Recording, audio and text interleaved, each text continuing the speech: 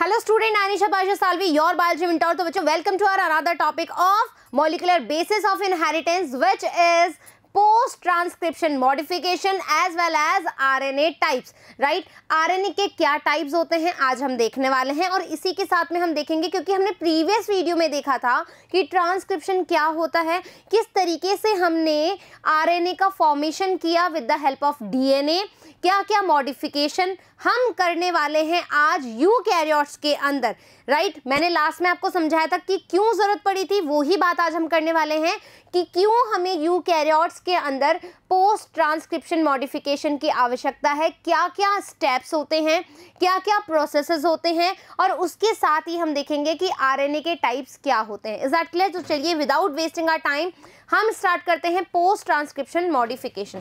देखो बच्चों, इसको समझने के लिए हमें क्या करना है, पोस्ट ट्रांसक्रिप्शन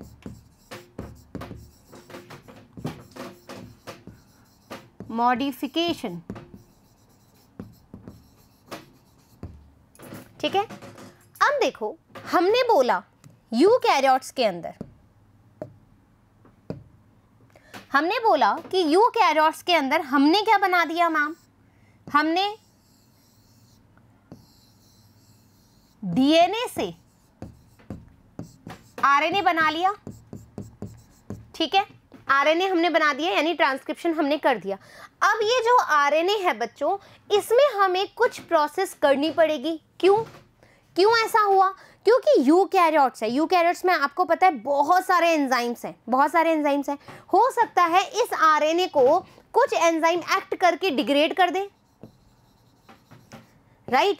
और डिग्रेड कर दिया, ठीक है, कोई भी ऐसा चेंजेस हो गया, डिग्रेड कर दिया, तो क्या जो मैं प्रोटीन बनाना चाहती हूं वो प्रोटीन बनेगा? क्या नहीं बनेगा। तो मुझे क्या करना है कि जो मेरा आरएनए बना है मुझे उसको प्रोटेक्शन भी देना है, ठीक है। मुझे उसमें से वो ही जीन रखना है या वो जीन का वही पार्ट रखना है जो फर्दर एक्सप्रेस हो, राइट? मुझे फालतू का कोई भी जीन का कोई भी सीक्वेंस नहीं रखना है उसके अंदर, तो मुझे इसके लिए पोस्ट ट्रांसक्रिप्शनल मॉडिफिकेशन करने पड़ेंगे। Is that clear? और ये सिर्फ किस में होंगे? यूकैरियोट्स के अंदर होगा। तो प्रोसेस क्या क्या है, ठीक है। हमारे पास इसको करने के लिए वी हैव 3 मॉडिफिकेशन, 3 मॉडिफिकेशंस। कौन कौन से हैं? सबसे पहले तो देखो, अब जैसे मैं एमआरएनए हूं या मैं आरएनए हूं, राइट? मैं जा रही हूं, मैं बन गई, है ना। अब मुझे नहीं पता कि बाहर का एनवायरनमेंट कैसा है, ठीक है, आगे जाकर के क्या होगा। तो बहुत तेज कड़कती हुई धूप आई तो मैं धूप से बचूंगी, ठीक है। धूप से बचने के लिए मुझे कोई प्रोटेक्शन चाहिए, तो मैंने कैप लगा ली, वो मेरी रक्षा कर रही है धूप से। वैसे ही मैंने क्या किया कि जो हमारा आरएनए बना है उसमें सबसे पहला जो मॉडिफिकेशन होगा वो है हमारा कैपिंग, ठीक है। ये कहां पर होगा? ये होगा हमारे 5 प्राइम एंड ऑफ आरएनए, ठीक है। जो भी हमारा आरएनए बना है उसके 5 प्राइम एंड पे आपको कैपिंग करनी है। क्या करनी है, कैसे करनी है, फर्दर अभी बात करेंगे। उसके बाद में दूसरा मॉडिफिकेशन होगा टेलिंग, यानी कि मुझे एक पूंछ लगानी है, ठीक है, पूंछ लगानी है, टेलिंग करनी है। तो ये कहां पर होगा? 3 एंड पर होगा। क्यों? क्योंकि मुझे तो दोनों ही एंड्स को प्रोटेक्ट करना है, दोनों ही एंड को प्रोटेक्ट करना है। उसके बाद में मुझे सिर्फ जीन में वो ही पार्ट चाहिए जो फर्दर एक्सप्रेस हो सकते हैं, जो एक्टिव हैं, जो एक्सप्रेसिव है। दैट मीन्स मुझे उन फालतू की चीजों को रिमूव करना है, उस फालतू की चीजों को हटाना है, स्प्लाइस आउट करना है। तो मैं करूंगी स्प्लाइसिंग, स्प्लाइसिंग, ठीक है। इसको हम एक और बोलते हैं टेलरिंग, ठीक है। स्प्लाइसिंग के साथ इसको टेलरिंग के नाम से भी जाना जाता है। ये जो है, जो एमआरएनए जिसपे क्या हो गया, कैपिंग भी हो गई, टेलिंग भी हो गई, उसके बीच में से हमें केवल एक्सप्रेसिव हमारा सेगमेंट रखना है, तो इसको मैं कहूंगी स्प्लाइसिंग। Is that clear? ये 3 मॉडिफिकेशन बच्चों हम 1 बाय 1 पढ़ेंगे। तो हमारा क्या रीजन था, जब हमने ट्रांसक्रिप्शन कर लिया तो यूकैरियोट्स में हमें ट्रांसक्रिप्शन के बाद मॉडिफिकेशन की आवश्यकता क्यों पड़ी? क्योंकि हमें प्रोटेक्ट करने हमारे दोनों एंड्स, ठीक है। तो अब हमने क्या करना है कि जो mRNA मेरे पास आया वो ही मुझे सही करना है। तो ये 3 प्रोसेस कर ले, हम 1 बाय 1 कर ले। पहले हम करेंगे बच्चों कैपिंग, ठीक है, पहले हम करेंगे कैपिंग। कैपिंग में क्या होगा, ठीक है, हमारा mRNA है, ठीक है, हमारा RNA, अभी mRNA नहीं बोल रही। यहां पर मेरे पास क्या है 5 प्राइम एंड, यहां पर है मेरा 3 प्राइम एंड, ठीक है, यहां पर है मेरा 3 प्राइम एंड। अब सुनो मेरी बात, आपको पता है ट्रांसक्रिप्शन में जब हमारे पास टर्मिनेटर आया था, ठीक है, टर्मिनेशन हुआ था, तो हमारे पास क्या कंडीशन थी, ठीक है, हमारे पास ये कंडीशन यहां पर बता रही हूं मैं, ठीक है, हमारे पास ये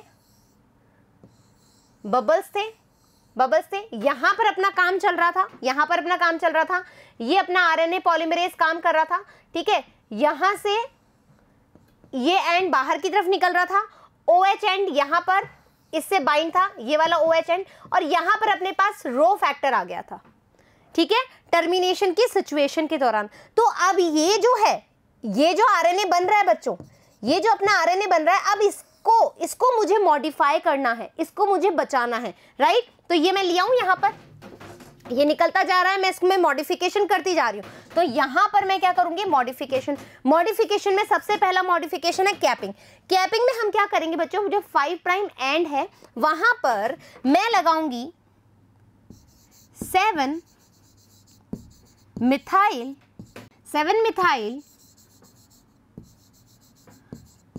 गुआनोसिन ट्राई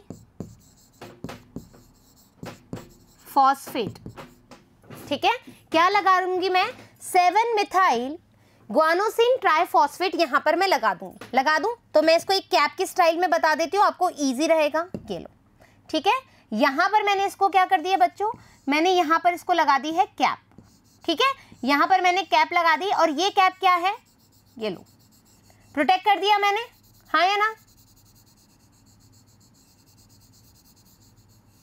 ये लो, ये मैंने लगा दी कैप लगा दी। कैप किसकी है अपने पास, 7 मिथाइल गुआनोसिन ट्राइफॉस्फेट। अब इस कैपिंग से क्या फायदा है, सबसे पहले क्या है बच्चों, इस एंड को प्रोटेक्शन मिलेगा, ठीक है, डिफरेंट काइंड ऑफ एंजाइम से। तो मैं लिख दूं, फर्स्ट हमें मिलेगा प्रोटेक्शन, और इसके अलावा तुम इस आरएनए का क्या करोगे फर्दर, ठीक है, अब इससे mRNA, tRNA, rRNA जो भी बनेगा, क्या करोगे इसका फर्दर, आपको प्रोटीन सिंथेसिस कराना है, दैट मीन्स आपको ट्रांसलेशन कराना है। ट्रांसलेशन कराने के लिए जब अपने पास राइबोसोम आएंगे, ठीक है, यहां पर अब फर्दर, जैसे मैं यहां पर बता रही हूं बच्चों, ये हमारा आरएनए है, ठीक है, यहां पर मैंने कैपिंग कर दी। अब यहां पर ये हमारी लार्ज सब यूनिट, ये हमारी स्मॉल यूनिट। तो अब ये कब इसको प्रोटीन में तब्दील करेगा, जब ये इसको पढ़ेगा, रीड कब करेगा, इसको क्या पता कि यही वाला mRNA है जो मुझे आगे फर्दर क्या करना है, प्रोटीन बनाना है, राइट। तो यहां पर क्या होगा कि जब ये स्मॉलर यूनिट है ना, इसके बीच में से निकलता है ये, ठीक है, ये लार्ज सब यूनिट है, ये स्मॉलर सब यूनिट है, ठीक है, नहीं ऐसा नहीं, ये वाला जो मेरा हैंड है, ये नीचे वाला मेरा स्मॉलर सब यूनिट है, ये मेरा लार्ज सब यूनिट है, इसके बीच में से ये जो है ना, ये वाला, ये हमारा mRNA, ये निकलता है, ये रीड करता है, और फर्दर जो है कोडोन जुड़ते जाते हैं, कोड्स जुड़ते जाते हैं, ठीक है। अब सुनो मेरी बात, तो यानी कि जो राइबोसोमल आरएनए है, उसका जो स्मॉल सब यूनिट है वो इसको रीड करता है। रीड कब करेगा, जब इसके पास ये चीज होगी। Is that clear? तो यहां पर मैं लिख दूंगी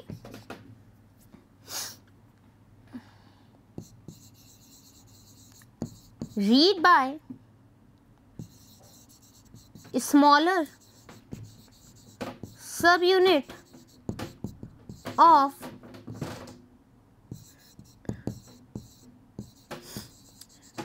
ribosomal RNA. Clear that? जब तक आपके पास कैपिंग नहीं होगी तब तक आप इसके अंदर से नहीं गुजर सकते हो। दोनों चीज समझ में आ गई, कैपिंग समझ में आ गई। अब हम करेंगे टेलिंग।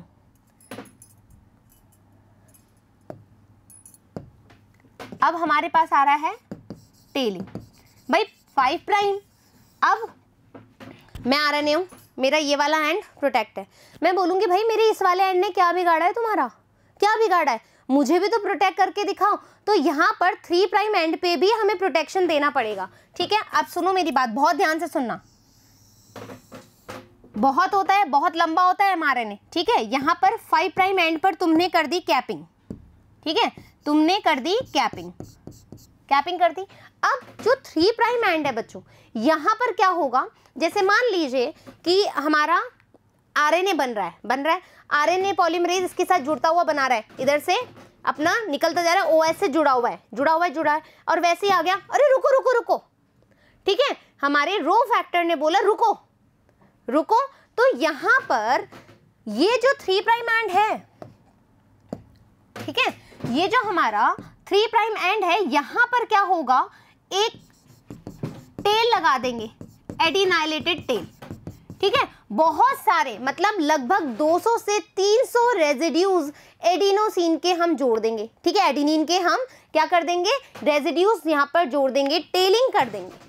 ठीक है, इसके बाद ये जो हमारा ट्रांसक्रिप्शन है, मतलब हम नॉर्मली बात करें, जब जैसे ही टर्मिनेशन आता है, ट्रांसक्रिप्शन हमारा स्टॉप कर देता है, तो वहां पर जो एमआरएनए बना है उसके 3 प्राइम एंड पर क्या लग जाता है, बहुत सारे हमारे 200 से 300 लगभग हमारी एडिनाइलेटेड टेलिंग हो जाती है। Is that clear? ये बात समझ में आ गई क्या?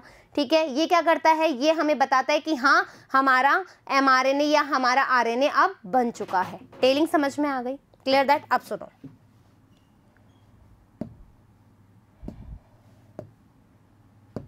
अब है स्प्लाइसिंग।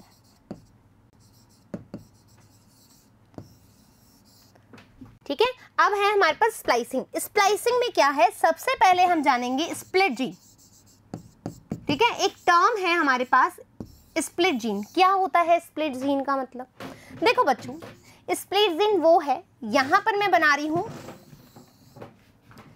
ठीक है, ये हमारे पास आरएनए आ गया। इस आरएनए के अंदर रुको, इसी से बना दूं? नहीं, यहां पर पहले मैं, ठीक है, 3 प्राइम एंड,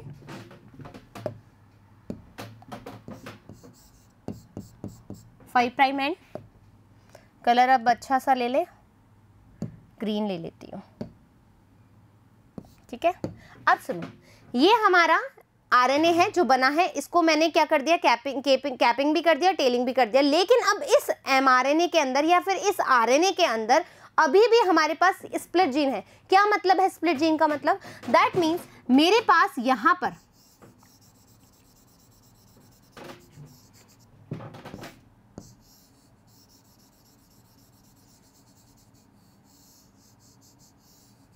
राइट, यहां पर मेरे पास ये ब्लू कलर के जो हैं, इसको ओपन कर लें। अरे यार, कलर चेंज ही नहीं किया ना, तभी मुझे लग रहा है कुछ गड़बड़ कर रही हूं मैं। जस्ट अ वेट बच्चों, इसको स्ट्रेट ही बना लो।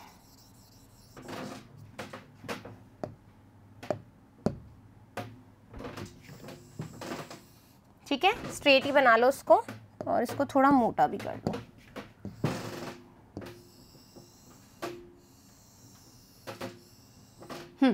ठीक है, ये हमारा आरएनए आ गया। अब इसके अंदर हम बता रहे हैं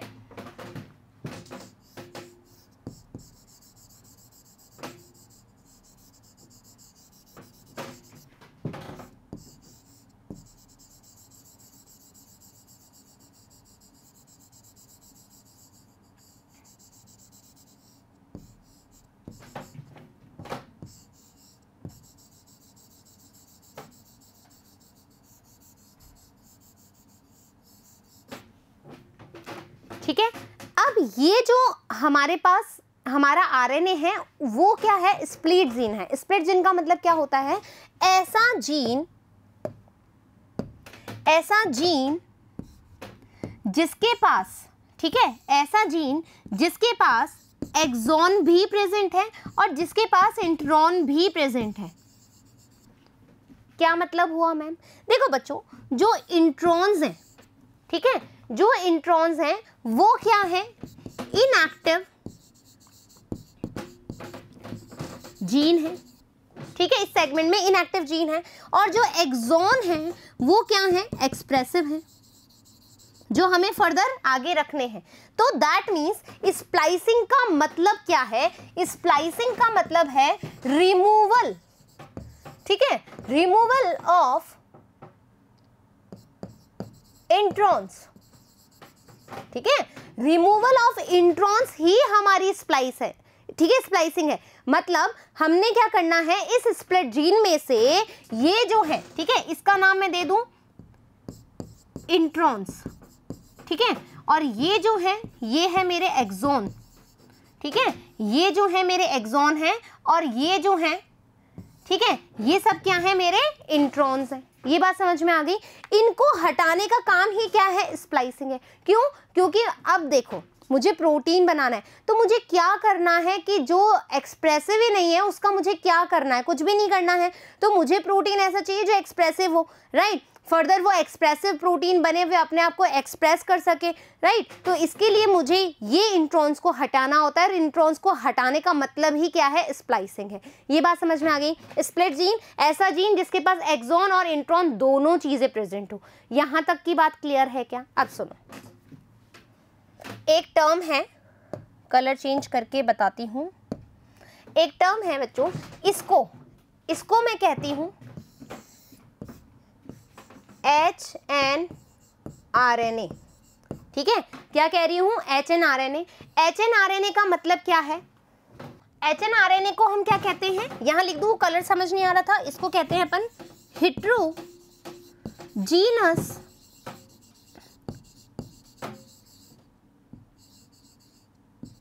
न्यूक्लियर RNA।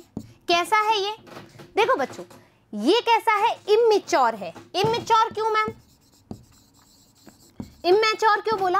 क्योंकि देखो, इसके पास कैसा है? इसके पास इंट्रॉन भी है, इसके पास एक्सॉन है। ये अभी पूरा तरीके से एक्सप्रेसिव इन नेचर नहीं है। तो मुझे ऐसा पर्सन नहीं चाहिए, ऐसा स्टूडेंट नहीं चाहिए जो अपना टाइम वेस्ट करता हो, राइट। मुझे ऐसा स्टूडेंट चाहिए जो कि बहुत ज़्यादा फोकस्ड हो, ठीक है, जो अपना टाइम वेस्ट ना करे, जो अपना फालतू चैटिंग वैटिंग या अपने फालतू दोस्तों में अपना टाइम वेस्ट नहीं करे। तो मुझे क्या चाहिए? मैच्योर पर्सन चाहिए। तो वैसे ही प्रोटीन बनाने के लिए भी मुझे मैच्योर RNA चाहिए। इसके लिए मुझे ये HNRNA हटाना पड़ेगा, ठीक है। मुझे क्या करना पड़ेगा? इसमें से इंट्रॉन हटाना पड़ेगा। Clear that? तो आ जाओ, इसको इंट्रॉन को हटाने के लिए मुझे क्या चाहिए?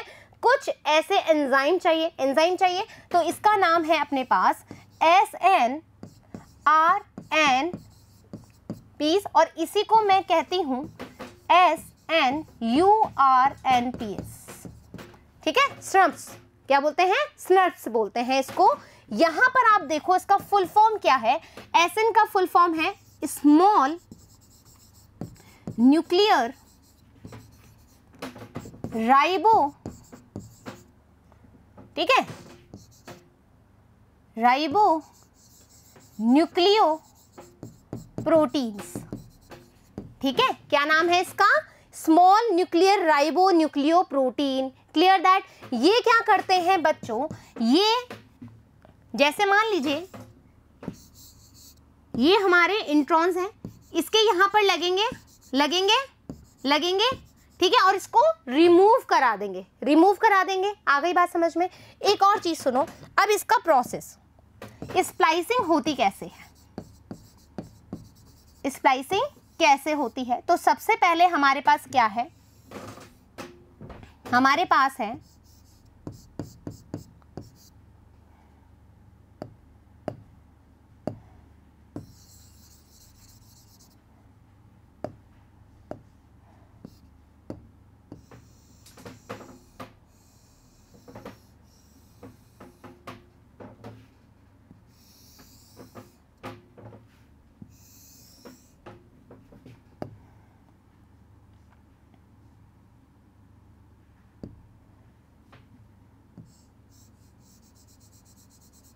डायग्राम बना लें पहले, फिर इजी हो जाएगा समझना।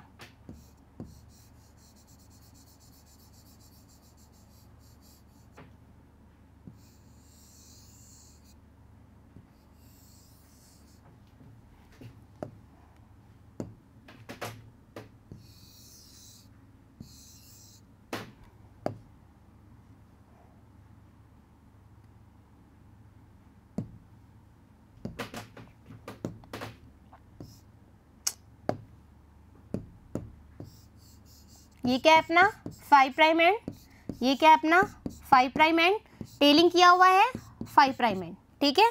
उधर अपन ने कौन सा कलर लिया था बच्चों, ये वाला, ठीक है। यहाँ पर क्या है अपना टेलिंग, ठीक है, 3 prime and, telling, 3 prime and, telling, 3 prime and, ठीक है। यहां तक अब सुनो, ये अपने इंट्रॉन्स है, इसको हटाने। यहां पर सबसे पहले कौन आएगा, कलर चेंज करना पड़ेगा, व्हाइट कलर ले लेते हैं, ठीक है। ये आएंगे, इसको मैंने क्या बोला अभी, इसको बोला SNRNPs, ठीक है। ये क्या करेंगे, लूप्स बना देंगे, लूप्स बना देंगे। तो ये जो लूप बना है बच्चों, ठीक है, ये जो लूप बना है इसको मैंने क्या बोला है, इसको मैंने बोला है स्प्लाइसोसोम्स, ठीक है। ये स्प्लाइसोसोम्स क्या है, जो ये लूप बने हैं यहां पर आकर के, ठीक है, ये जो इन्होंने रिमूव किया है, ये क्या है, मेरा स्प्लाइसोसोम है, जिसको SNRNPs ने क्या किया है, यहां से हटाया है, हटा दिया, हटा दिया। अब हटाने की वजह से क्या हुआ, सुनो, ठीक है। हटाने की वजह से हमारे पास क्या आ गया, गैप आ गया, गैप आ गया। यहां तक समझ में आ गया। स्प्लाइसोसोम्स क्या है, स्प्लाइसोसोम को अपन कहते हैं सेगमेंट ऑफ एंटीक्विटी, यानी कि ये क्या है, ऐसे पार्ट्स हैं, ठीक है, ऐसे सेगमेंट्स हैं जो कि एंशिएंट जो आरएनए थे उसका अपन को क्या चाहिए, वेस्टेज पार्ट है जो हमें यूज ही नहीं है, ठीक है, यूज ही नहीं आ रहा है। तो यहां पर क्या हुआ, अब इनको कौन जोड़ेगा, जैसे हमने डीएनए को जोड़ने के लिए क्या किया था, डीएनए लाइगेज, जो लैगिंग स्ट्रैंड था जिसमें गैप आ रहा था, जो ओकाज़की फ्रेगमेंट था, उसको फिल करने के लिए कौन आ रहा था, डीएनए लाइगेज। वैसे ही इस आरएनए को भी फिल करने के लिए कौन आएगा, आरएनए लाइगेज। तो यहां पर आरएनए लाइगेज आया और इसने क्या किया, ये लो, ठीक है, आरएनए लाइगेज, क्लियर दैट। ये हो गया आपकी स्प्लाइसिंग, स्प्लाइसिंग हो गई। आपका क्या बन गया, ये बन गया आपका मैच्योर आरएनए। और मुझे मैच्योर आरएनए चाहिए फर्दर प्रोटीन बनाने के लिए, ट्रांसलेशन कराने के लिए। आई होप कि पोस्ट ट्रांसक्रिप्शनल जो मॉडिफिकेशन है वो आपको समझ में आ गए, क्लियर दैट। चलो एक बार रीडिंग कर लें। Post-transcriptional modification. RNA produced by transcription in prokaryotes is functional and does not require any modification. हमने प्रोकैरियोट्स में जो आरएनए बनाया उसमें हमें कोई भी आगे फर्दर मॉडिफिकेशन नहीं चाहिए। But in eukaryotes most of genes are split genes, split genes यानी कि जिसमें इंट्रॉन्स भी प्रेजेंट और एक्सोन्स भी प्रेजेंट है। And some other modifications are required in the primary transcript, यानी कि जो फर्स्ट प्रोडक्ट है, फर्स्ट प्रोडक्ट यानी कि HNRNA, ठीक है, first product of the transcription to produce functional RNA, जो फर्दर क्या बनाएगा, मैच्योर आरएनए बनाएगा। By transcription split gene produces HNRNA, heterogeneous nuclear RNA बनाया उसने, nuclear which contain coding and non coding sequence, जिसके पास coding and non coding sequence दोनों present है।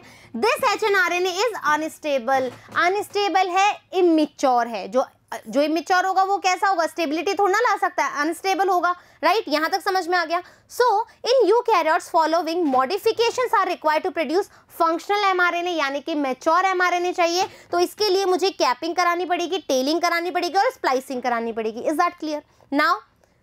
अब देखो यहां पर हमने क्या किया, ये हमारा HNRNA है, लिख दूं यहां पर HNRNA है, इसके पास कोडिंग और नॉन कोडिंग रीजन प्रेजेंट है। अब मुझे क्या बन रहा है, देखो यहां पर क्या आ गया, 5 प्राइम एंड है, 5 प्राइम एंड पे आपके पास क्या है, 7 मिथाइल ग्वानोसिल ट्राइफॉस्फेट, ठीक है, क्लियर दैट। यहां पर कैपिंग एक एंजाइम कराता है बच्चों। ये कैपिंग कौन कराता है, क्योंकि यहां पर क्या कर रहे हैं हम, ग्वानोसिन को ही ऐड कर रहे हैं, ग्वानोसिल ट्राइफॉस्फेट को ऐड कर रहे हैं। तो यहाँ पर क्या आएगा, ग्वानिल ट्रांसफरेज एंजाइम आएगा। क्या आएगा, ग्वानिल ट्रांसफरेज एंजाइम आएगा, जो यहाँ पर इस पे कैपिंग करके पाएगा।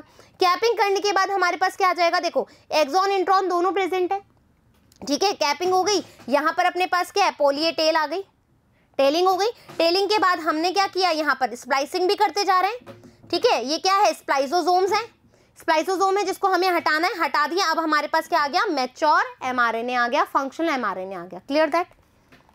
सो कैपिंग क्या है, 7 methyl guanosine triphosphate is added to 5 prime end of hNRNA and cap like structure is formed as capping. Capping like structure है। कैप क्या प्रोवाइड कराती है, protection from some ribonucleases, enzyme है, डिग्रेड ना हो जाए। एनहांस ट्रांसलेशन, अच्छा translation हो पाएगा, right. Enhance transport from nucleus, हमें क्या करवाना था, देखो मैंने लास्ट बार बताया था ट्रांसक्रिप्शन हमें न्यूक्लियस में हुआ था, किसमें, यूकैरियोट्स में। अब मुझे कहाँ लेकर आना है, साइटोप्लाज्म में लेकर आना है। तो साइटोप्लाज्म में जब मैं ट्रांसपोर्ट कराऊंगी तो मुझे मेरे आरएनए को बचाना है तो मुझे क्या करवानी पड़ेगी, उसकी कैपिंग करानी पड़ेगी। Enhance splicing of the first intron for some pre mRNAs, जो प्री एमआरएनएस है उसमें स्प्लाइसिंग होने के लिए भी मुझे कैपिंग और क्या करवानी पड़ेगी, टेलिंग करानी पड़ेगी। Now we have telling 200 to 300 nucleotides of adenylate residues are added to its 3 prime end in a template independent manner। इसका क्या मतलब है, देखो बच्चों, टेम्पलेट क्या बोला है इसने, टेम्पलेट इन डिपेंडेंट मैनर, क्या मतलब है इसका। हमने बोला कि यहां से ये तो 5 प्राइम एंड है, ठीक है, यहां से ये OH जुड़ा हुआ है। Clear that. फर्दर अगर हमारा इस तरीके से यहां पर आ गया अपना रो फैक्टर आ गया। अब देखो हमारे पास ये एडिनिन ही क्यों जुड़ा, सबसे पहली कहानी तुम्हारे दिमाग में आनी चाहिए कि एडिनिन ही क्यों जुड़ा, यहाँ पर एडिनाइलेटेड ही क्यों हुआ ये टेलिंग। तो बच्चों ये अपने आप हो रही है, ठीक है, ये डिफॉल्ट फंक्शन है इसका, ये ऑलरेडी इसके अंदर है, इनबिल्ट फंक्शन कह सकते हैं। इनबिल्ट फंक्शन है कि भैया यहाँ पर आकर के जैसे ही रो फैक्टर आएगा, हमारा टर्मिनेशन होगा, उसके बाद प्री एंड प्राइम एंड पे क्या लग जाएगा, ये हमारे 200 से 300 रेजिड्यूज आकर के यहाँ पर लग जाएंगे। अब सुनो, यहाँ पर जो ए टेल लगी है, इसने उस टेम्पलेट को रीड करके लगाया है क्या, एक बार सोचो दिमाग में, ठीक है। ये जो हमारा टेम्पलेट स्ट्रैंड था, इसको रीड करने के बाद इसने ए लगाया क्या, नहीं ना, ये तो स्वतः ही होगी, डिफॉल्ट मैकेनिज्म था, राइट। तो इसलिए मैंने क्या कहा कि टेम्पलेट पे डिपेंड नहीं है, जो टेम्पलेट की कोडिंग है उस पर डिपेंड नहीं है। तो ये इंडिपेंडेंट मैनर में आकर के क्या होती है, ए टेलिंग होती है। यहां तक की कोई दिक्कत है, समझ में आ गई टर्मिनोलॉजी। चलिए आगे। सो यहाँ पर हमारे पास आया, ये 5 प्राइम एंड पे अपने पास लग गया, यहाँ पर हमारी कैपिंग लग गई, यहाँ पर मेरी टेलिंग लग गई, याद रहेगी, ठीक है। अभी भी हमारा जो आरएनए है वो ठीक नहीं है, तो मुझे क्या करना पड़ेगा, स्प्लाइसिंग करनी पड़ेगी। By the process of RNA splicing hNRNA produces functional mRNA that is exonic mRNA। Exonic mRNA that mean जिसमें एक्सोन प्रेजेंट हो, ठीक है, एक्सोन, इंट्रॉन नहीं चाहिए मुझे, सिर्फ एक्सोन चाहिए, तो axonic mRNA। In RNA splicing non coding part यानी कि इंट्रॉन जिसको जो आगे एक्सप्रेसिव ही नहीं है, are removed with the help of ribonuclease enzyme and coding parts exon are joined together with the help of RNA ligase. क्या करेंगे, हमें जो इंट्रॉन्स है उसको रिमूव कराना है और उसको जोड़ना है with the help of RNA ligase. So some specific protein are also helpful in RNA splicing called small nuclear ribonucleoprotein or snRPNs or SNPs. It is known as spliceosome complex. Clear that? तो हमारे पास क्या आया, हमारे पास axon भी है, intron भी है। मुझे इंट्रॉन नहीं चाहिए, तो क्या आया, snRPNs आए, यहाँ पर ऐड हुए, अटैच्ड हुए, उन्होंने क्या किया, इसको स्प्लाइसोसोम्स को हटा दिया और हमारा मैच्योर आरएनए आ गया। यहाँ तक अपना पोस्ट ट्रांसक्रिप्शनल मॉडिफिकेशन फिनिश हो गया है। क्या आपको समझ में आ गया, ठीक है। अब अपन कहाँ चलेंगे, अपने आरएनए के टाइप्स पे। ये एक हमारा पूरा क्या है, ओवरव्यू है कि हमारे पास ये आरएनए बन के आया था, उस पर हमने कैपिंग भी कर दी, टेलिंग भी कर दी और हमने स्प्लाइसिंग भी कर दी, और हमारे पास हमारा mRNA जो है मैच्योर आ गया, फंक्शनल आ गया, right. So now we have RNA. RNA के टाइप्स क्या होते हैं, आरएनए क्या है, सबसे पहले ये देख लें एक बार अपन। जैसे कि हम बात करें टीआरएनए, एमआरएनए, आरआरएनए, इसकी तो हम बहुत डिटेल में बात करेंगे। अदर्स की बात करें, एंटीसेंस आरएनए हमने देख लिया, क्लियर दैट। hNRNA भी हमने देख लिया, जो जस्ट mRNA है जिसके अंदर क्या है, हमारा एक्सॉन्स भी है, इंट्रॉन्स भी है, राइट, जो अभी ट्रांसक्राइब होकर के आया है न्यूक्लियस के अंदर, अभी इसका पोस्ट ट्रांसक्रिप्शनल क्या नहीं हुआ है, मॉडिफिकेशन नहीं हुआ है, तो वो mRNA क्या कहलाएगा, hnRNA। Clear that. snRNA हमने किस में देखा, स्प्लाइसिंग के अंदर, ठीक है, स्मॉल न्यूक्लियर RNA। ऐसी RNA की बात करें तो ये है सिंगल सेल RNA, इसका नाम लिख दो यहाँ पर, single cell RNA। Single cell RNA का क्या मतलब है बच्चों, ये RNA ऐसा है जो कि पर्टिकुलर सेल, ठीक है, पर्टिकुलर सेल की एक्सप्रेशन प्रोफाइल प्रोवाइड कराने में हमारी हेल्प करता है। Clear that. यानी कि कोई सेल है वो किस तरह से एक्सप्रेसिव हो रही है, क्या उसका एक्सप्रेशन है, इसकी प्रोफाइल को जांचने के लिए हमें सिंगल सेल RNA का रिक्वायरमेंट होता है, सीक्वेंसिंग की रिक्वायरमेंट होती है। I hope it is clear. ठीक है, अब अपन चलते हैं वन बाय वन, mRNA से शुरू करते हैं, क्या क्या चीजें होती है, क्या स्ट्रक्चर होता है, प्रोकैरियोट्स में क्या डिफरेंस है, सारी की सारी चीजें बातें करेंगे। आ जाओ, सबसे पहले मैं बात करूंगी mRNA की। mRNA बच्चों मैसेंजर RNA है, ठीक है, मैसेंजर RNA है, तो हमने बोला कि जो mRNA बना है with the help of transcription, वो मेरा कैसा बना है, हमारे पास यहां पर है टेलिंग, ठीक है, और यहां पर है मेरा कैपिंग, और बीच में हमारे पास क्या है, स्प्लाइस्ड हो चुका है हमारा प्रॉपर मैच्योर mRNA रेडी है, राइट, मैच्योर mRNA रेडी है। ये mRNA का क्या काम है, देखो बच्चों, अब जब हम पढ़ेंगे राइबोसोमल RNA तो आप उसमें देखेंगे कि वहां पर दो सब यूनिट है, एक लार्जर सब यूनिट है, एक स्मॉलर सब यूनिट है। तो यहां पर आप बोलोगे कि मैम ये लार्जर सब यूनिट है और ये स्मॉलर सब यूनिट है, ठीक है, स्मॉलर सब unit of rRNA and ribosome, sorry, not rRNA, of ribosome and larger subunit। ठीक है, क्या काम है मैम, ये mRNA किस तरीके से काम करता है। देखो बच्चों, mRNA क्या है, अब टेम्पलेट का काम करेगा, कब, जब हम ट्रांसलेशन करेंगे। क्यों, क्योंकि इस mRNA को रीड करके ही हम प्रोटीन बनाएंगे, ठीक है, with the help of different kind of RNA। Clear that. I again repeat, mRNA, अब mRNA यहां लिख दूं, mRNA act as a template for translation। ठीक है, ट्रांसलेशन के लिए जो mRNA है वो कैसे काम करेगा, एज अ टेम्पलेट। क्यों, क्योंकि जो राइबोसोमल RNA है या जो हमारा tRNA है वो इन्हीं के साथ में फर्दर काम करेंगे, फंक्शन अदा करेंगे, और क्या करेंगे, हमारा एक पेप्टाइड फॉर्म करेंगे, या हम एक कहेंगे कि एक प्रोटीन बनाएंगे। Clear that. अब देखो बच्चों, जो स्मॉलर सब यूनिट है ये क्या करती है, ये रिकॉग्नाइज करती है। जब हमने कैपिंग कराई थी तो मैंने बोला था कि जो स्मॉलर सब यूनिट है वो क्या करती है, रिकॉग्नाइज करती है इस mRNA की 5 कैपिंग को, ठीक है, 5 प्राइम कैपिंग को, कि हाँ ठीक है, ये RNA जो है अब ठीक है, इसको आगे फर्दर में ट्रांसलेट कर सकती हूँ। तो स्मॉलर सब यूनिट आएगी, इस कैप को क्या करेगी, रिकॉग्नाइज करेगी,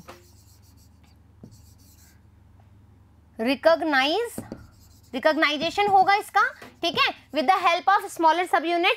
ठीक है, रिकॉग्नाइजेशन होगा, उसके बाद ही फर्दर इसमें क्या होगा, फर्दर ट्रांसलेशन का प्रोसेस होगा। तो mRNA समझ में आ गया। ये तो रह गई यूकैरियोट्स की कहानी, ठीक है, ये है यूकैरियोट्स की कहानी। व्हाट अबाउट द प्रोकैरियोट, ठीक है, प्रोकैरियोट्स की बात करोगे ना बच्चों, तो प्रोकैरियोट्स में भी mRNA होगा, लेकिन वहां पर, अब यहां पर यूकैरियोट्स में स्मॉलर सब यूनिट किसको रिकॉग्नाइज कर रही है बच्चों, इस 5 प्राइम कैपिंग को।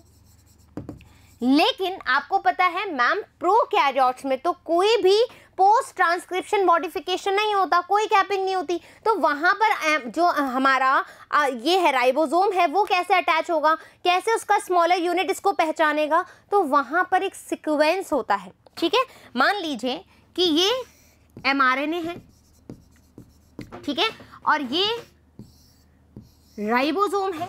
अब इसको कैसे रिकॉग्नाइज करेगा, तो राइबोसोम, ठीक है, राइबोसोम मतलब जो हमारा mRNA है वो राइबोसोम को आवाज लगाएगा। ठीक है, मैं यहां लिख देती हूं, प्रोकैरियोट्स है, प्रोकैरियोट्स का ये mRNA है, यहां पर कोई भी मॉडिफिकेशन नहीं होता है, तो क्या होगा, ये मेरा क्या है, राइबोसोम है। ठीक है, अब ये कैसे इसको रिकॉग्नाइज करेगा, तो जो mRNA है वो आवाज लगाएगा। ठीक है, यहां लिख देती हूं, mRNA आवाज लगाएगा, याद रखने के लिए लगाएगा क्या, AGG, फिर अगेन सुनाई नहीं दिया उसको, AGG। ठीक है, ये किसने आवाज लगाई, हमारे mRNA, किसके mRNA, प्रोकैरियोट्स के mRNA आवाज लगाया, AGG। फिर राइबोसोम बोलेगा, ठीक है, राइबोसोम को आवाज लगाई AGG, तो राइबोसोम क्या बोलेगा, यू। ठीक है, तुम, mRNA को बोलेगा अच्छा तुम। ठीक है, तो जब हमारे पास ये सीक्वेंस, कौन सा सीक्वेंस मैम, आ जाओ, AGG, ये जो सीक्वेंस है बच्चों, इसको रिकॉग्नाइज करता है कौन, स्मॉलर सब यूनिट ऑफ राइबोसोम, किसके अंदर, प्रोकैरियोट्स के अंदर, और इस सीक्वेंस को हम बोलते हैं शाइन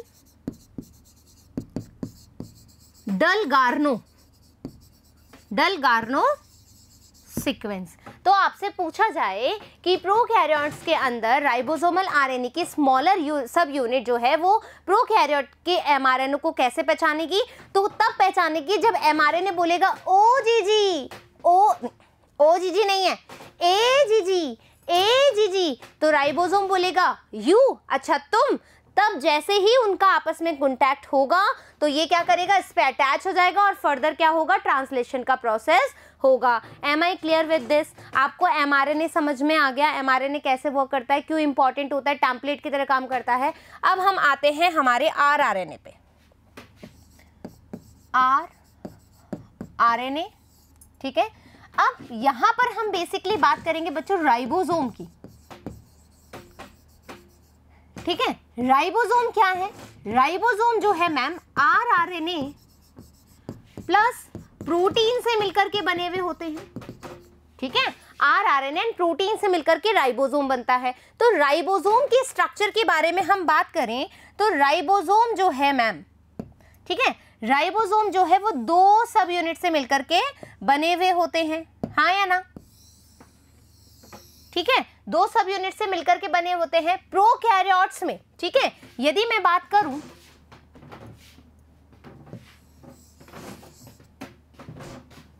प्रोकैरियोट्स की तो ये पाया जाता है कैसा, 70S। और यदि यूकैरियोट्स की बात करूं तो ये पाया जाएगा मेरा 80S, ठीक है, 80S।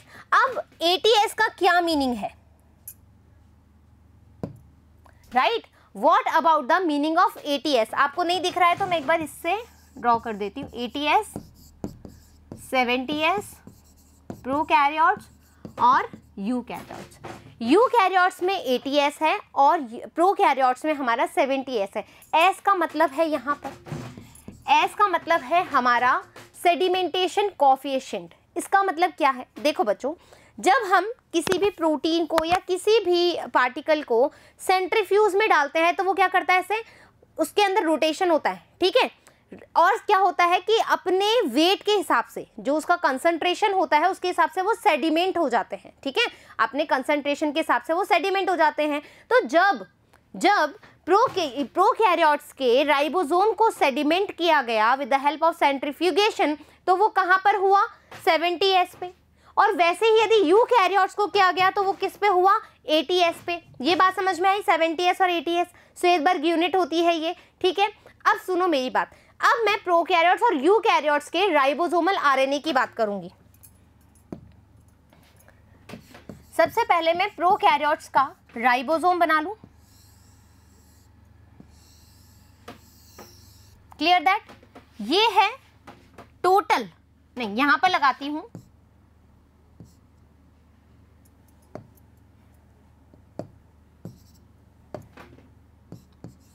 $50s, ये है मेरा $30s, टोटल है मेरा $70s। अब कोई बोलेगा टोटल मैम 50 और 30, आपकी तो मैथ्स बहुत खराब है मैम, क्योंकि वो तो 80 होता है, आपने तो 70 रखा है। तो बच्चों यहाँ पर आप देख रहे हो, जैसे कि मैं बात करूँ इसकी, ठीक है, ये अब ये जो है ये इसकी लार्जर सब यूनिट है, लार्जर सब यूनिट है ये 50 है, और ये इसकी स्मॉलर सब यूनिट है ये है 50। यदि मैं इसको ऐड करती हूँ, ऐड करूं, इसके ऊपर होता ये तो ये ऐड होता, लेकिन ये तो इसके अंदर गया ना, ये तो इसके अंदर गया, तो दैट मीन्स ये टोटल हम इसको जोड़ नहीं रहे हैं, ये इसके अंदर ही इन्वॉल्व है, इसलिए मैंने इसको बोला 70s है, इसको जोड़ना नहीं है, ऐड नहीं करना है। ठीक है, ये 50s, ये 30s हो गया हमारा। क्लियर? अब ये लूज हो गया। अब देखो सुनो, 50s में कितने टाइप्स के जो हमारे RRNA हैं, ठीक है, RRNA हैं, वो पाए जाते हैं। तो आप देखोगे 50s में हमारे पास जाएगा 23s एंड 5s, और यहां पर पाया जाएगा मेरा 16s। Clear that? ये किसका हो गया? RRNA, ये 23 RRNA, 5s RRNA, 16s RRNA, और प्रोटीन भी इसके अंदर प्रेजेंट होते हैं। वैसे ही यदि मैं यूकैरियोट्स के राइबोसोम की बात करूं तो वो भी दो सब यूनिट से मिलकर के बना होता है बच्चों, लार्जर सब यूनिट, स्मॉलर सब यूनिट। इसकी लार्जर सब यूनिट है बच्चों 60s और स्मॉलर सब यूनिट है 40s, और टोटल मैं बात करूं तो ये हो जाएगा मेरा 80s। Clear that? अब यहां पर भी जो हमारी लार्जर सब यूनिट है उसमें RRNA कैसे कैसे पाए जाते हैं, तो 28s, 5.8s, 5s, और यहां आ जाएगा मेरा 18s। ये क्या है? RRNA है, आपको पता होना चाहिए। क्यों? क्योंकि अपन RNA के टाइप्स पढ़ रहे हैं, तो आपको पता होना चाहिए RRNA कैसे पाए जाते हैं। अब सुनो मेरी बात ढंग से, ठीक है, ढंग से सुनेंगे। ये चीज समझ में आ गई? अब नॉर्मल राइबोसोम के बारे में हम बात कर रहे हैं। इस राइबोसोम में क्या होगा? 3 साइट्स होती हैं बच्चों, ठीक है, 3 साइट्स हैं, अलग अलग कलर से कर दूं।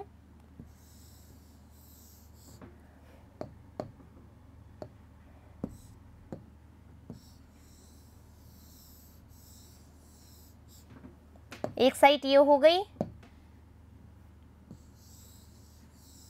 एक साइट ये हो गई, और एक साइट मैं बना लेती हूँ उसकी, ये लो, ठीक है। ये 3 साइट प्रेजेंट होती है जो ट्रांसलेशन में हेल्प करती है। कैसे करेगी? आ जाओ। ये होती है A साइट, ये होती है P साइट, और ये होती है E साइट। यानी कि आप याद कर सकते हो EPA, ठीक है। EPA में E है एग्जिट साइट, ठीक है, बाहर निकालना। P है पेप्टाइडल, पेप्टाइडल,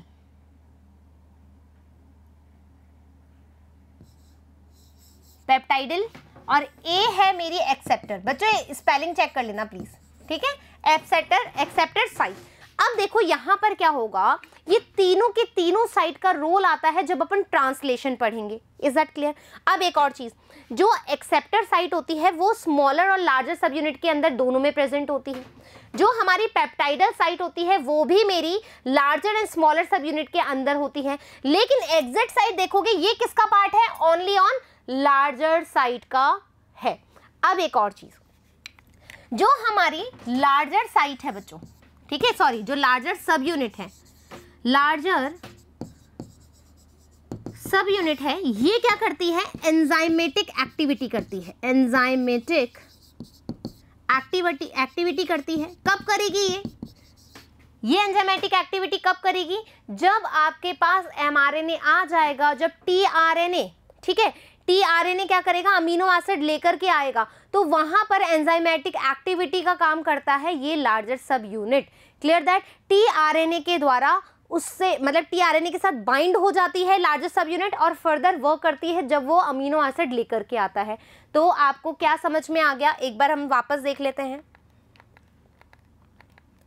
हमने बात करी आरएनए की, आरएनए में हमने टीआरएनए, अब पढ़ेंगे एमआरएनए, आरआरएनए। अब सुनो एक और बात, हमने देखा एमआरएनए, एमआरएनए चूंकि टेम्पलेट की तरह वर्क करता है, ठीक है, तो उसकी मात्रा भी कितनी है, कम है। टोटल आरएनए का सिर्फ 5% पाया जाता है, ठीक है। या तो तुम 2 से 5 याद कर लो या फिर 5% भी याद करोगे तो भी चलेगा। यदि मैं राइबोसोमल आरएनए की बात करूं तो पूरा स्ट्रक्चर बना रहा है। देखो ट्रांसलेशन जो हमारा ट्रांसफर आरएनए है वो क्या कर रहा है, केवल अमीनो एसिड को ला रहा है और रीड कर रहा है एमआरएनए को। लेकिन जो राइबोसोमल आरएनए है वो क्या कर रहा है, पूरा स्ट्रक्चर प्रोवाइड कर रहा है, उसी के अंदर पूरा मैकेनिज्म हो रहा है।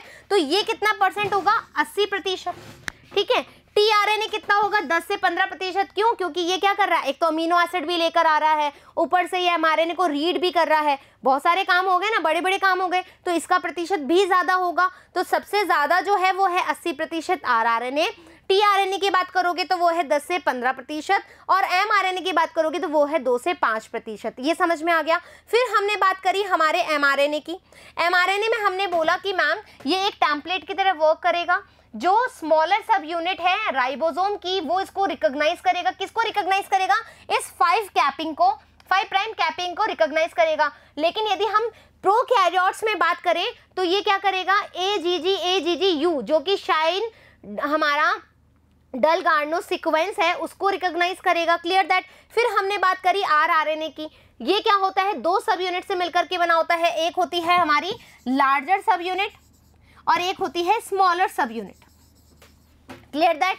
इसके अंदर प्रोकैरियोट्स और यूकैरियोट्स में मैंने बता दिया कैसे पाई जाती है, आरआरएनए का टाइप कैसे पाया जाता है, कितनी साइट प्रेजेंट होती है, ये सब चीजें हो गई। अब हम बात करेंगे हमारे टीआरएनए की।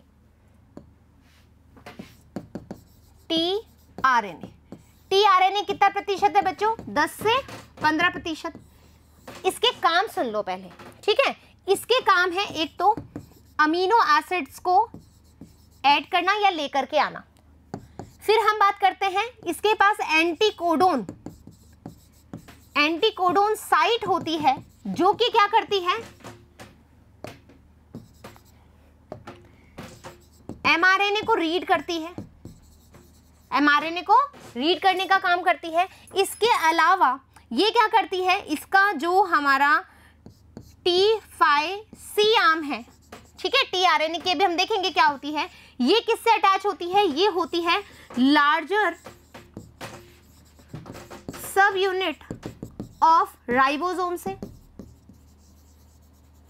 ठीक है। तो ये मुख्यतः इसके काम होते हैं। अब क्या होगा सुनो, हम टीआरएनए का स्ट्रक्चर देखेंगे।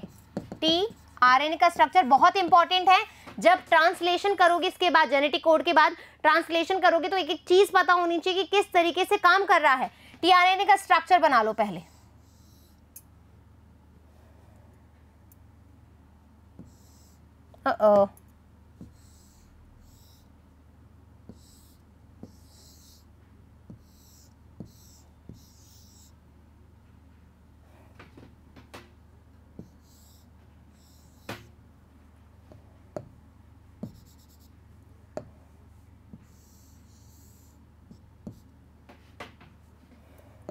ये हटा रही बेटा,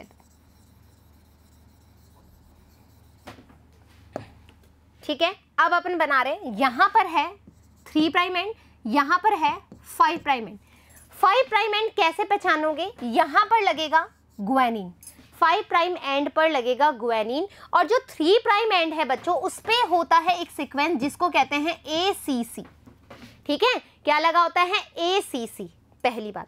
अब आप ये देख रहे हो ना, यहाँ पर आप देख रहे हो, यहाँ पर लूप बनी हुई है, यहाँ पर लूप बनी हुई है, यहाँ पर लूप बनी है, लेकिन यहाँ पर तो एक दूसरे से अटैच है। कैसे, क्योंकि बच्चों यहाँ पर है हमारा कॉम्प्लीमेंट्री, ये GAC, तो यहाँ पर आ जाएगा C U, क्योंकि ये आरएनए है तो A के साथ क्या जुड़ेगा, U, C के साथ G, ऐसे करके ये एक साथ क्या कर रहे हैं, बॉन्ड क्रिएट कर लेते हैं, हाइड्रोजन बॉन्ड क्रिएट कर लेते हैं और यहाँ से अटैच हो जाते हैं। और जहां से कॉम्प्लीमेंट्री सीक्वेंस नहीं मिल पाता वहां से ये क्या कर लेते हैं, लूप फॉर्म बना लेते हैं। ये क्लियर दैट, आ गई बात समझ में।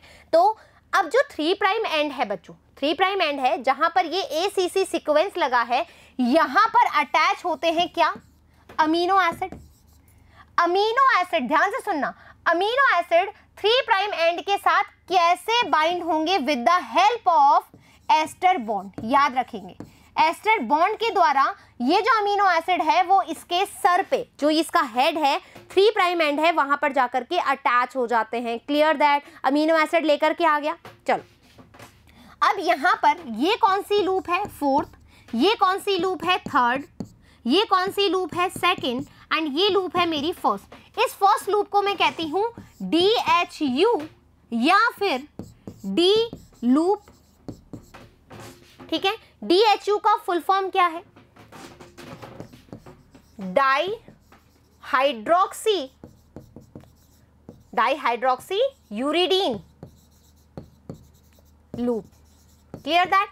DHU या D लूप ये क्या करता है बच्चों? ये जो DHU लूप है वो एक हमारे पास एंजाइम होता है, उसके लिए बाइंडिंग साइट प्रोवाइड कराता है। और वो एंजाइम कौन सा है? वो एंजाइम है, यहां लिख दूं, उसका नाम है अमीनो असाइल tRNA सिंथेटेज। ठीक है, ये क्या करेगा? इस एंजाइम को, ऐसा होता है ये एंजाइम कुछ, ठीक है, ये क्या है? Amino acyl tRNA synthetase enzyme है, जो कि क्या करेगा फर्दर, अभी मैं बताऊंगी किस तरीके से अमीनो एसिड लेकर के आता है, कैसे अटैच होता है, जब हम ट्रांसलेशन पढ़ेंगे। अभी तुम ये जान लो कि DHU लूप या D लूप जो होती है वो जो अमीनो असाइल tRNA सिंथेटेज है उसके लिए बाइंडिंग साइट प्रोवाइड कराती है। इसका काम समझ में आ गया D लूप का। अब आ जाओ सेकेंड लूप। सेकेंड लूप का नाम है, इधर लिख रही हूं, एंटी कोडोन और नोडॉक, है ना? हाँ सही है, नोडॉक लूप। ठीक है, ये क्या करता है? यहां पर इसके पास जो भी, ठीक है, नीचे mRNA मान लो, ये mRNA है, ठीक है, mRNA है। mRNA के पास जो कोड होगा, mRNA के पास जो कोड होगा, इसको यहां लिख लेती हूं, ये लो, mRNA के पास जो कोड होगा उसको ये रीड करेगा। मैंने क्या कहा था? tRNA का काम क्या है? रीडिंग करना। mRNA की रीडिंग करेगा, रीड करेगा।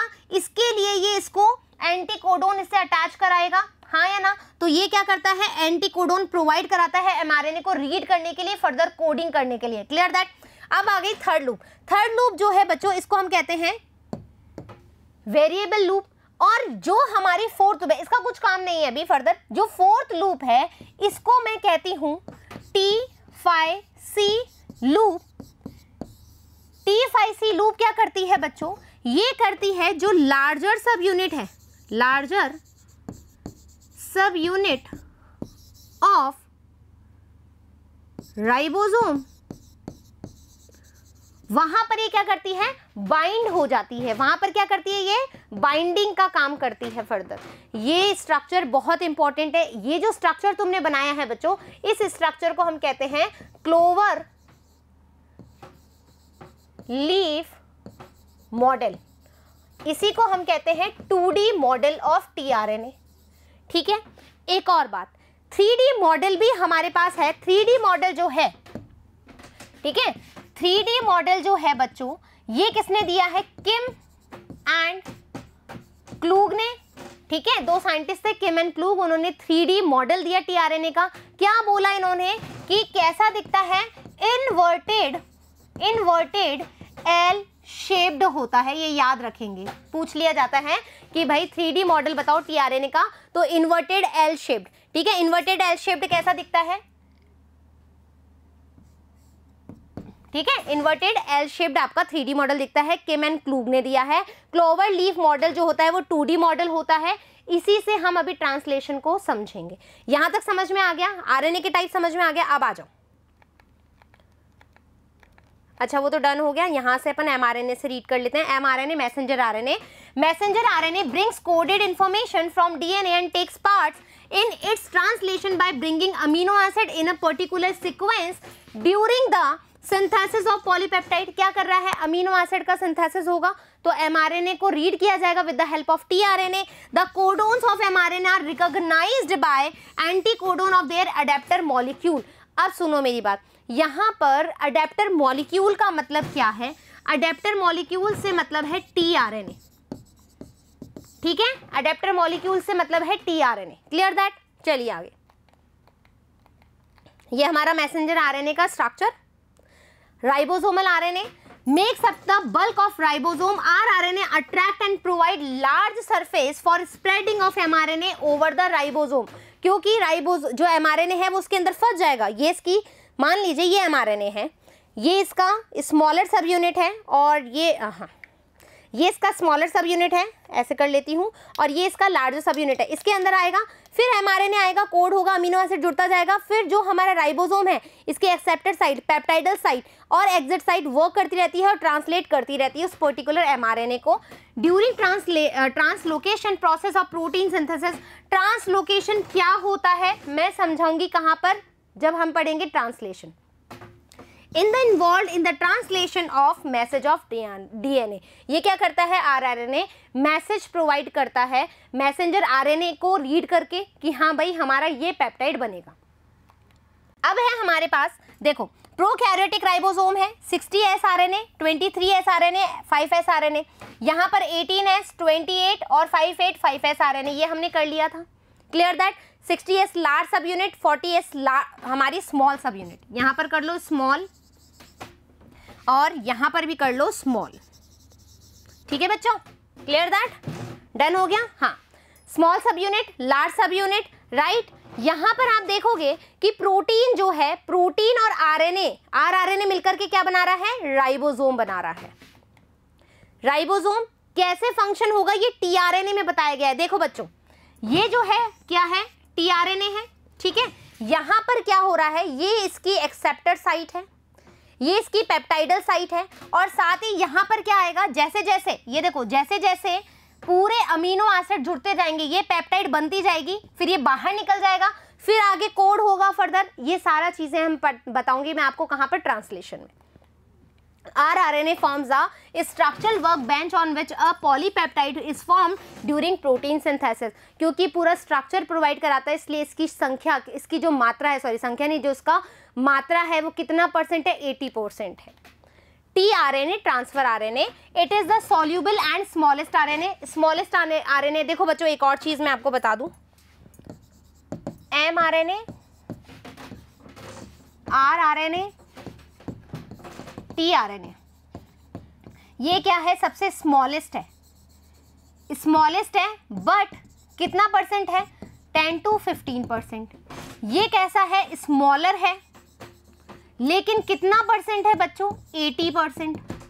ये हमारा लार्जर है, लेकिन कितना परसेंट है, 5%, क्लियर दैट। चलो, in transfers an amino acid from cytoplasm to the site of protein synthesis, it has a clover leaf shaped यानी कि 2D structure with 4 recognizable sites, amino acid binding site at 3' anticodon। Amino acid कहाँ जुड़ेगा, जो हमारा amino acid है तो ये कैसा होगा, 3' साइट हो जाएगी, clear that.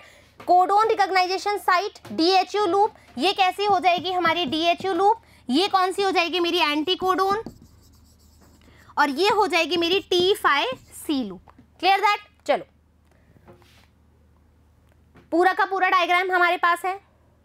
Amino acyl synthetase binding loop and T5C loop, ribosome recognition site, ribosome की कौन सी सब यूनिट को रिकॉग्नाइज करेगा, जो लार्जर सब यूनिट होगी। In this particular example, rRNA carrying the amino acid alanine will bind to codon GC on the mRNA chain while in the ribosome. यहाँ पर जो एग्जाम्पल दिया हुआ है उसकी बात हो रही है कि इस एग्जाम्पल में देखो, particular example of the rRNA carrying, जो rRNA है, ठीक है, जो rRNA है वो क्या लेकर गया है, कोडोन GCC।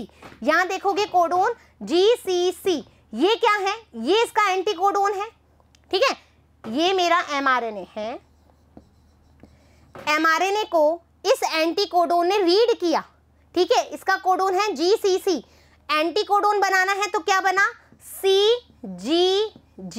ये बात समझ में आ गई, किसके लिए है ये, एलानिन के लिए, ठीक है। तो यहाँ पर जो अमीनो एसिड अटैच होगा वो कौन सा होगा, एलानीन होगा। Clear that, amide wine in the ribosome. तो इस तरीके से बच्चों हमने क्या कर लिया, हमने देख लिया कि किस तरीके से पोस्ट ट्रांसक्रिप्शनल मॉडिफिकेशन होते हैं, और साथ ही साथ हमने आरएनए के टाइप्स भी बहुत डिटेल में पढ़े हैं।